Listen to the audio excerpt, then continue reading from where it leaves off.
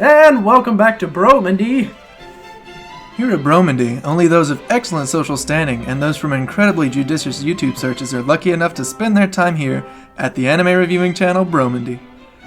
The Bromandy Host Club is where the internet's loneliest shut-ins with too much time on their hands entertain about 10 people who also have too much time on their hands. Think of it as Bromandy's playground for the super bored or dedicated. And you're welcome! You are here to all of the YouTube community. You've shown the world that anyone can visit Bromandy, PewDiePie, Markiplier. None of those matter anymore. Long live Bromandy! And we welcome you to the Ouran High School Host Club review.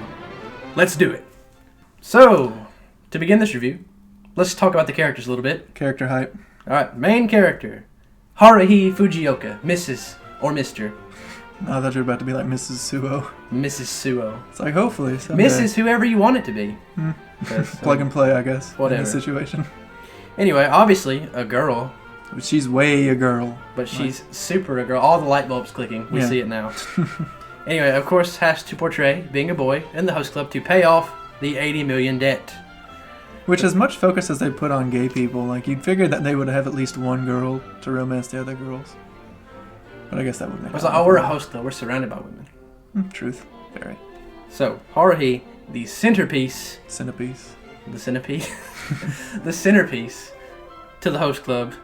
And the best way I see to view Haruhi is she's a character that allows the other characters to develop internally. She's the movement point of the story. As she goes, the story goes. I guess that's true. Like, a lot of the characters, like, she's the catalyst to all of them. Like, she kicks off all the changes that they go through, all the development that they go through. Another thing I'd like to think is that either she kind of like emulates the viewer because like she's very normal, she's just a regular person. Because she's not poor like they say she is. She's like a regular person just like most of the people watching it. So like going to the supermarket, you know, hanging out with your parents, all that stuff, dressing yourself, obviously, and all that stuff. It's all like what normal people would do. So she's like kind of a foil to them, and they're like hyper rich, hyperactive personalities.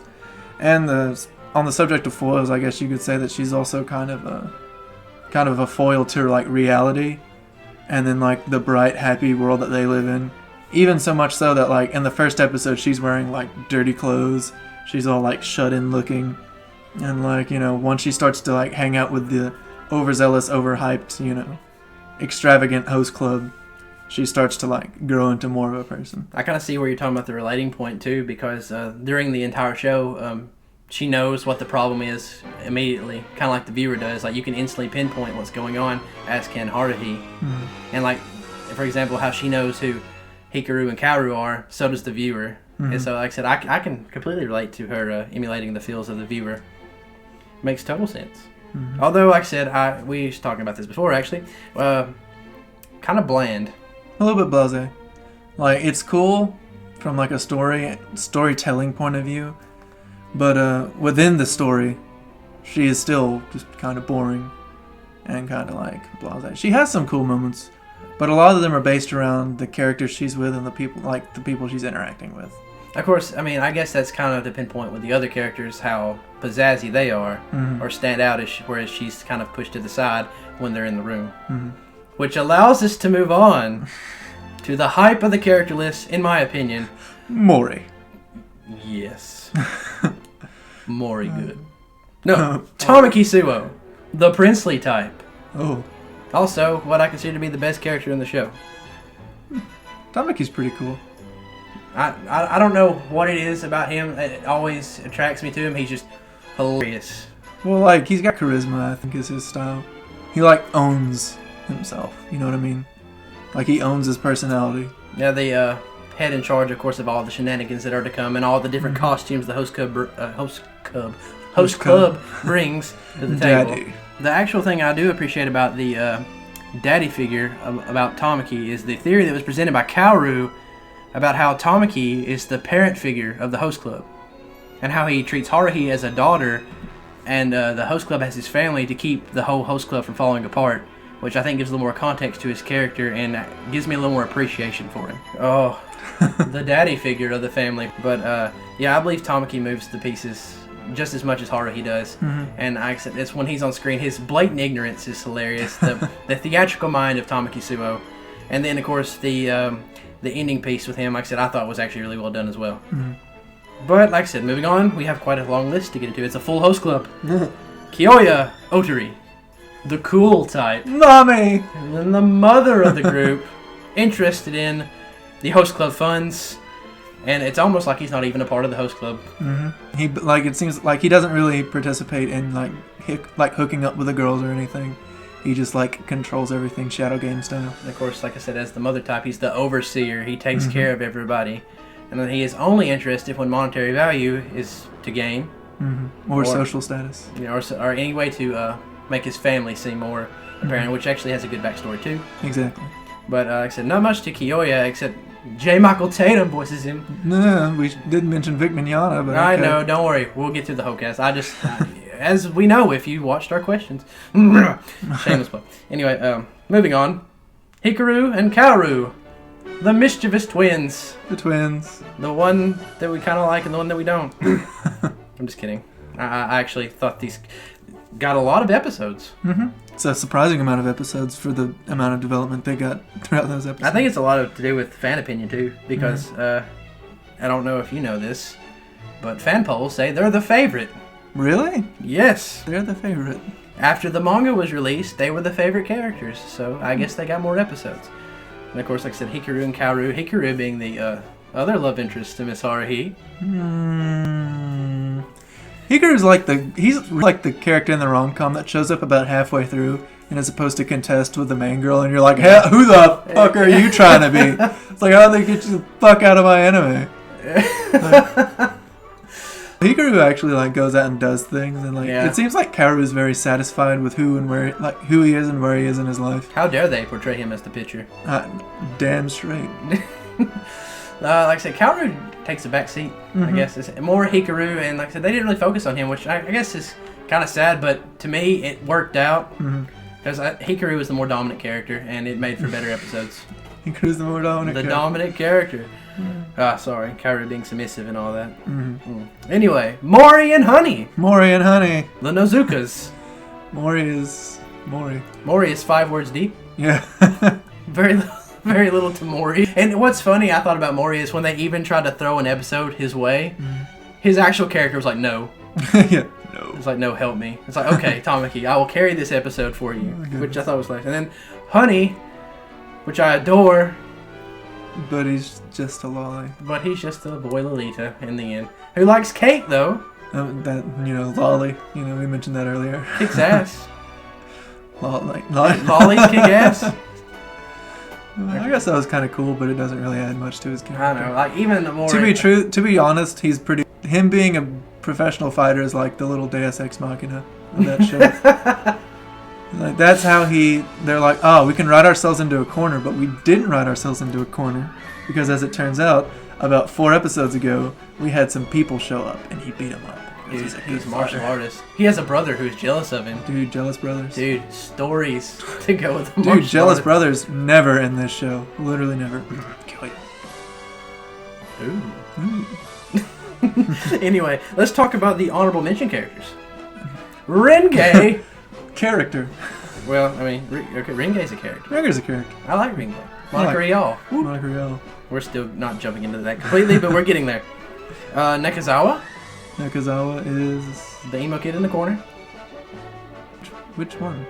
Nekazawa. With the purple Describe hood. him. Oh, okay. There you go. Oh, sorry. I thought this was known to the world. I'm sorry. I thought the cat thing there's gave it a away. ton of them. I apologize. Belzenef? Belzenef, the character. Belzenef's a puppet. He's not a character. Belzenef. I have a deep appreciation. A deep appreciation for Belzenef.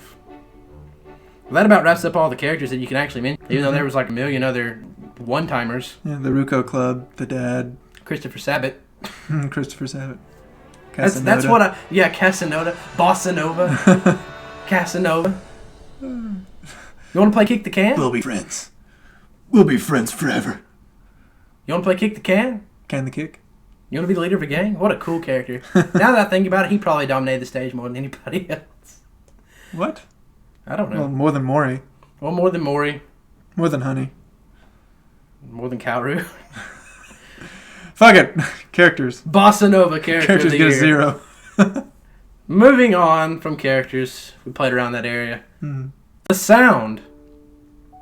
Pretty average. Pretty non-existent. Probably rated it higher than I should have. But, I mean... But... It was pretty good. The piano pieces that Tamaki plays during the show are very good. Yes. I would also say, well, Chase would actually say more than I would, that the opening's pretty entertaining. Dude, Kiss Kiss fall in love with this anime. I thought it was cool that they adopted a different art style just for the opening. I thought that was a cool twist. Oh. And I really like the opening song, the ending song as well, where they basically like voice copied J. Michael Tatum with another person's body. Like, this sounds like J. Michael Tatum. Did you know Vic Mignogna wrote this song? Okay, we're gonna have Justin Houston sing it. I'm like, well, he did a good job. Dude, I like your labyrinthine music writing style.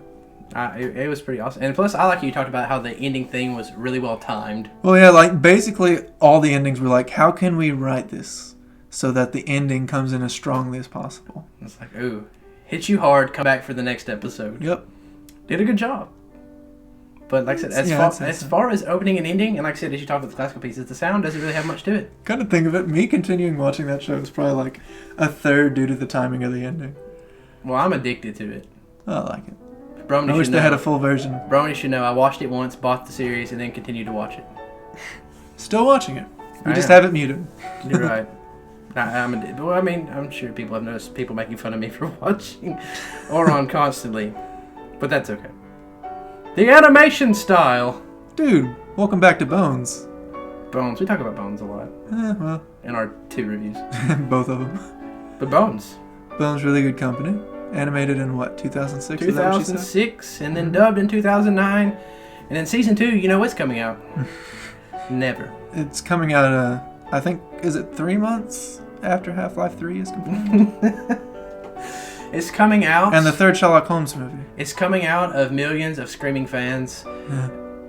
Asses. And even some of the dubcasts. And I'm considering watching that. Yeah, the ass version. Okay, I was like, the butts? Okay. Yes, I'm going to watch the butts of all the screaming fans to get me through my Ouran urge. Fantastic. Fantastic.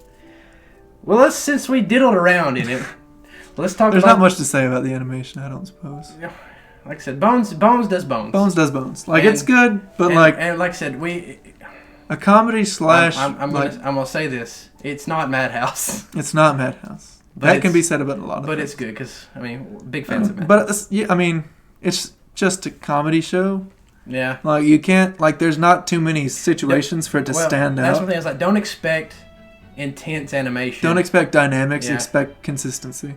It's going to have basically the same level of animation, because like in shows with a lot of action, sometimes you'll see it suffer in different parts of the show. Well, my thing is, you could have poured the budget into the show, into animation, and it would have done about the same without it. Yeah, because I mean, they don't require it. And I was like, you're still getting what you want. Things like Dead Man Wonderland, in episode 13 in the training, when they're training, for instance, the animation turns kind of bad. And that's because, I mean, they put so much money in the actual fighting scenes. It's the same thing with Gurren Lagann, when they used, I think, like 40% of their budget on the last 4 episodes. And that's why one of the episodes looks like absolute shit. And I guess as a final example, Parasite's 3D figures that look like shit. They look like trash. I think that's why it's hard to critique a comedy anime. Yeah, well, it's hard to grade animation when there's not too much. Yeah. Many crazy. Well, not even like a need for it. Because like if you did this, like you said, with the anime with fight scenes, you'd be really disappointed. Well, yeah, because I mean, it's just regular. Yeah. So it's kind of hard to rate that one. But let's move on, kind of back to the characters, but the dub cast, because we did both watch this dubbed. We did. And I watched this solely because of the dub cast originally. It's hard to move to a sub when you have no need for it. Yeah. Kind of like the Bebop explanation. Yeah. But like I literally, when I was just looking at voice actors, I looked at the list for Ouran. And that instantly hooked me. Starting at the top, Caitlin Glass for Haruhi. We're actually hitting the shallow spot here. Yeah, I was like, starting at the top. Starting at the mid-range. Because, I mean, it's not... Her dub wasn't bad, but her character was bland. Yeah, which made it she hard. fit her character, but Yeah. once again, like talking about the whole emulation thing, it works in the story sense, but outside of that, it's still a boring character. Yeah, it makes it hard for you to appreciate the voice acting when the character's hard to appreciate itself. Mm-hmm. Also, the ADR actor, in case anybody was interested. Yeah, that's Then why you Vic Mignogna's have- in this show. Tamaki, Vic Mignogna. Vic Mignogna, standout role. One of his favorites by his own words. My favorite, period. Like having heard Edward Elric, and then be like, dude, Tamaki, that's top game right there. It's like they gave him like all the legroom he needed, and they were just like, "Hey, you just want to be Vic Mignogna in this sound booth?" And he's like, "Yeah, I'd love to be Vic Mignogna in this sound booth." Just have fun with it. That's awesome. Like I said, I love the character of Tamaki. Probably why I like Vic Mignogna now a lot more than I did previously, because I hadn't actually watched him in too much. Mm-hmm. Then you have Kyoya, which I already said, J. Michael Tatum. Enough said. Don't think he's ever done a bad role. Not that I'm aware of. Classically good dub. And it fit the character, the cool type, of course. Exactly. With a cool voice of his. Of course, then Hikaru, Todd Habercorn. Todd Habercorn. Excellent as always. Probably why we like him more than Kaoru, which is voiced by Greg Aries. But Greg Aries actually fit the character too. Still not as satisfying. The submissive type. So, I mean, I don't know how Habercorn and Aries get along, but Works out pretty well. it works out pretty good. And of course, then Maury, Travis Willingham. Most people know him from Mustang, Yeah. from Full Metal Alchemist. That's the only place I know him from. Actually, there's plenty of people from Full Metal But Alchemist in this show. when you have 5 lines, it's hard to mess up. And then Lucy Christian as Honey. Boom. Possibly my favorite. Dude, Lucy Christian, also Medusa from Soul Eater. Fun fact. Just try to link those two together in your brain. I mean, when I first heard it, I was like, Lucy Christian. I was like, is Honey. Yeah. I was like, what an impressive performance. I mean, I got Vic Mignogna as Tamaki, and now, oh my goodness. Then Monica Rial as Renge. Of course, her overexcited little voice. Oh, I love it. And then, of course, like I say, Christopher Sabat. We talked about him appearing later as Christopher Sabat. Maka Alborn. I can't remember her actual name, but Maka from Soul Eater is also... She's the girl from the first episode. And then what is Brina Palencia, the little boy in the green Brenda suit? Palencia, yeah, it's the little green boy who wants to play the piano. And I didn't know that either. I was like, this show's throwing all kinds of loops at me. I didn't know what to think about it, but Colleen Clinkenbeard as Eclair. yes, of course, like I said, she was one of the Lobelia girls, Lobelia girls as well. Yeah, she was the head chick. I figured she was. Yeah, that was her, and then of course Eclair at the very end. What an awesome cast. Still, it just keeps going. Still fawning over it, and like I said, still the reason why I watched it, but not the reason I rewatched it. It was just that good. And I guess we'll move on into the story part, the over arc of the story, which is Haruhi and the Host Club. That's it. Not much, yeah. Basically, the show can't go beyond its own boundaries, having placed itself in a comedy setting. Like, there is romance to it, but it's not, like, really heavily fulfilled, and it's not, heavily progressed. There's only so much you can do when you're drawing from your visual novel ties as far as love interests go. Because you are pulling from, like, where she likes certain other characters, and you get little hints of love here and there. Like, from Hikaru specifically, it's his little tiny moment in the sun with her, but the whole entire time, you're like, she's going to end up with Tamaki. Yeah, and I mean, if that's kind of the problem all visual novels go through, is, like, if they spend too much time on, like, one character, then you don't get to see the others. But if you don't get to see the others, then you better make sure you do good on the one. You know what I mean? Yeah. Let's get to the numbers. Numbers! The scores for Ouran High School Host Club. Long live the scores! Sorry. We've got, from me, a 6.5. And I guess from myself, it'll be getting a 6.1. And that's with me being critical, even though I really wanted to hug this anime. Well, I mean, as fun and entertaining as it is, like, critically looking at it, you can't look past the story. You can't look past some of the characters. I mean... Well, like I said, it's a thin line story. Mm-hmm. Not much in the sound department. Like I said, we can't be too hard on the animation, but it's still not there. Yeah. As far as, like, top tier, as you would say. Well, I mean, it gets the base average 5 for me. Yeah. Like... It's all low cut, and like I said, you have the standout characters, but then you have like the very shallow, only the trope drawing pieces to it. Which kind of equals them out So, I mean, it all brings it down to kind of an average level. Just because, like, there's the high points and the low points. Yeah, that's it. And I believe as a comedy, it did its job. Yeah, it did its job. But you're not going to have comedy anime 10 out of 10 best of all time. Yeah. Like I said, it does its job. And like I said, I was talking to Marcus earlier how I compare it to a Lucky Star-ish K-On! Feel where I could watch it anytime and enjoy it. But unlike those shows, like I said, I actually want to pay attention to the show, which gives it a little more merit, at least to how I feel to it. So my overall enjoyment rating, though, was a 9.8 out of 10 because I didn't want to seem like a up the butt of Ouran and give it a 10 out of 10. So just under the ultimate enjoyment for me. And you might know that from having watched it like 3 times in 1 month. Yeah, probably. Which is me. I suppose I would give it about a 7.5. And about probably a full point of that goes to the timing of the ending song. So, yeah, I suppose I'd like it a lot. I probably won't watch it again. But if I do, I'll probably watch it all the way through, I would say. Wouldn't be a bits and pieces. I don't know. There are some bits and pieces I like too. But like I said, I enjoy the anime as a whole. That's why it gets the overall Bromandy rating of a 6.3 and ranks number 2 of all time behind Cowboy Bebop. Boom.